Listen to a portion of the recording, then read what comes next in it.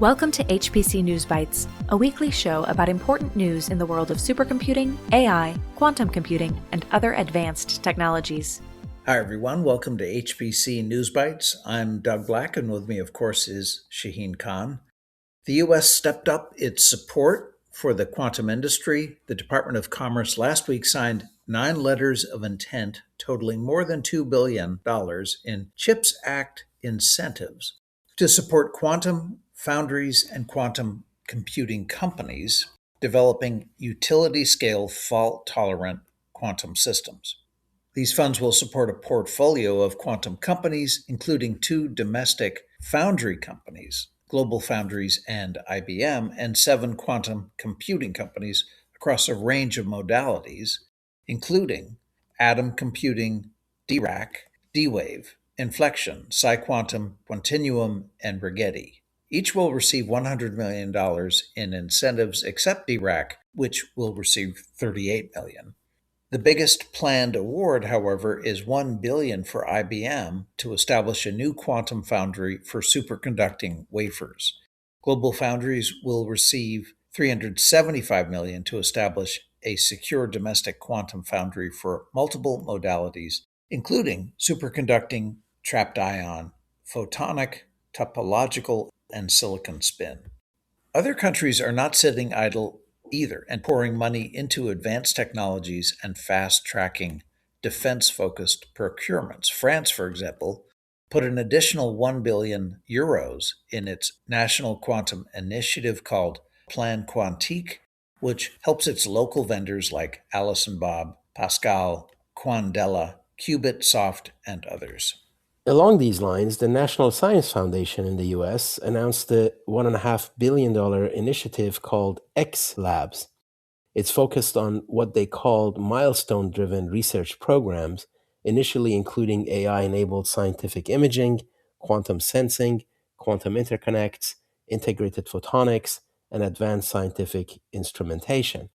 Brookhaven National Laboratory provides a very concrete example. Its future electron-ion collider is being designed with AI and machine learning embedded across their systems and workflow, from accelerator operations and detector systems to data capture and analysis. X-Labs joins the Trillion Parameter Consortium, the Genesis mission, and other initiatives like the National AI Research Resource, NAIRR, DOE American Science Cloud, AMSC, National Quantum Initiative, and the related Quantum Supercomputing Integration, and National Research Platform, NRP, which is based at UC San Diego Supercomputer Center. They all have a common theme and cover different parts of a large push by the US government to make AI, HPC, quantum, and scientific instruments into what may be called a national discovery infrastructure. These initiatives cover different parts of this national discovery infrastructure: research organization, various testbeds, lab integration, science-focused AI models, access, data distribution, etc. AI chipmaker Cerebras Systems debuted its IPO earlier this month on the NASDAQ exchange with a market capitalization of $95 billion on its first day of trading, after initially pricing the offering at a $40 billion fully diluted valuation. The Cerebras stock chart in the 10 days since the IPO has been fascinating. After topping out at $386 on debut day, the stock has receded steadily to its current price of $256. But you can't blame Cerebras. They initially priced the stock at $185. The IPO generated tremendous excitement catching the AI chip wave, but cooler heads have since prevailed after analysts declared loudly that the stock price does not make sense when held up against anticipated revenues. Shaheen, we've talked about Cerebras often over the past 4+ years. They're an interesting company with an interesting dinner plate-sized wafer-scale engine that always seemed to lead that group of AI chip companies that includes Sambanova and Grok, along with Tenstorrent, if you want to include them. I first met the Cerebras folks at the SC conference in 2019 and was amazed by their chip, which is essentially an entire uncut silicon wafer functioning as a single processor. The advantage it has is eliminating the data and memory bottlenecks of traditional GPU clusters, which are cut, of course, into postage stamp sizes and must constantly fetch data from off-chip memory. Cerebras keeps all its memory on the one chip. Because the Cerebras chip is so large, an entire AI model can live on a single device, reducing communications delays from data traveling between different chips. And programming is simpler because developers don't have to split AI models across hundreds or thousands of individual processors. For a long time, the company seemed something of a novelty and confined to workloads of the science experiment type. But Shaheen, things have definitely changed for Cerebras. Well, yes, the tech build-out is massive and relentless. Technology megatrends like AI, telecommunications, with 5G going to 6G, quantum computing, quantum technology in general, biotechnology, space tech, fusion, and on, are exciting and full of promise. They are also highly relevant to national security and national competitiveness in a rapidly changing technopolitical and geopolitical environment.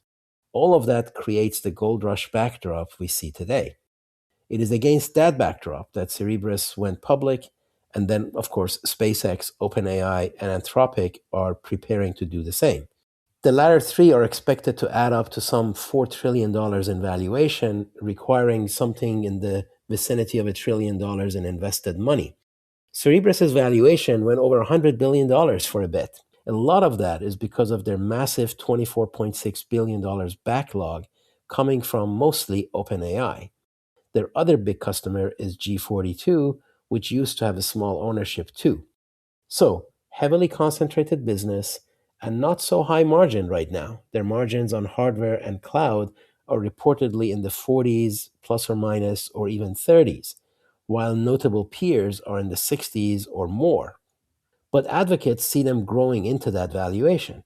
If it goes as planned, they would deliver the backlog in the next few years, add more backlog, move from the current 5 nanometer fab to 3 nanometer fab at TSMC, and scale their cloud offerings, both of which would improve margin. Note also that not having CUDA was obviously not an obstacle. They worked with OpenAI and Gimlet Labs to port and optimize OpenAI's model to the Cerebras hardware, taking advantage of the massive on-wafer SRAM memory for static random access memory, and building cloud APIs so other developers don't need to get under the hood. Between just Amazon, Google, Microsoft, and Meta, spending on infrastructure was ballpark $350 billion in 2025. Their announced spending in 2026 is ballpark $650 billion. Add others, and you can see a number nicely over $700 billion in 2026. Whether or not all that will be spent, or is actually able to be spent, is another matter. But it sure exposes every element of the supply chain, down to how many factories exist for some item and how long it takes to ramp it up, etc. It also calls into question where all that money is going to come from, what gets sold to generate it, and what impact this might have on the market. Chip industry chess pieces keep moving. The latest piece of potential news is that Intel may be interested in acquiring AI chip company Tenstorrent. This is interesting for a number of reasons. For one, Tenstorrent is a highly regarded AI chip startup whose standing was significantly boosted 5+ years ago when CEO Jim Keller joined the company. It's interesting, too, that Keller is a former Intel executive. He was senior vice president of the Silicon Engineering Group until mid-2020. This acquisition, if it comes together, reflects the marked change of circumstances for Intel under CEO Lip-Bu Tan. On the first day of trading in January 2025, Intel stock was at $20. It's gone up 6x since, giving Intel many more options on the acquisition front. It was only last year that we heard rumors Intel would split its chip design and chip manufacturing businesses, with the latter possibly acquired by Broadcom or TSMC. We have not heard rumors of that type for quite some time, Shaheen. We should note, too, that earlier this year, Intel announced a strategic partnership with AI chip company SambaNova to build heterogeneous AI inference systems. Intel is obviously intent to get into the AI compute arena in a bigger way. It's definitely a significant event and a good move for both companies if it pans out. As you said, such a deal would bring Jim Keller back to Intel. Keller is a chip architect with quite a stellar record. He's credited with reinvigorating AMD twice by creating the K8 architecture way back, and then later the Zen architecture, designing Apple's first custom iPhone processors, and then Tesla's self-driving chips, and then propelling Tenstorrent with a focus on cost-effective AI chips and systems. He's quite the living legend in technology, one of the very few engineers whose designs have transformed multiple multi-billion-dollar industries. Tenstorrent is a prominent RISC-V company. Such a deal would catapult RISC-V to the front lines of the chip industry. It also anchors the combination of RISC-V and AI squarely in the US. At SC25, Tenstorrent had chips and systems on display, but also it has a focus on automotive chips, which is a big area by itself and has been a big area for Intel over its history. Intel spent about $15 billion buying Mobileye, which reestablished its leadership in the automotive industry and continues to own some 77% of it, having taken it public a few years ago and then sold off shares occasionally. Tenstorrent is a private company, so assessments of its size and momentum are not official. All told, the company has raised $1.18 billion in funding so far, and last we heard it was pursuing another $800 million raise with a pre-money valuation of $3.2 billion. So that gives you a flavor of the valuation now and how that might inform the size of a deal we might expect. All right, that's it for this episode. Thank you all for being with us. HPC News Bytes is a production of Orion X. Shaheen Khan and Doug Black host the show. Every episode is posted on orionx.net. If you like the show, please rate and review it. Thank you for listening.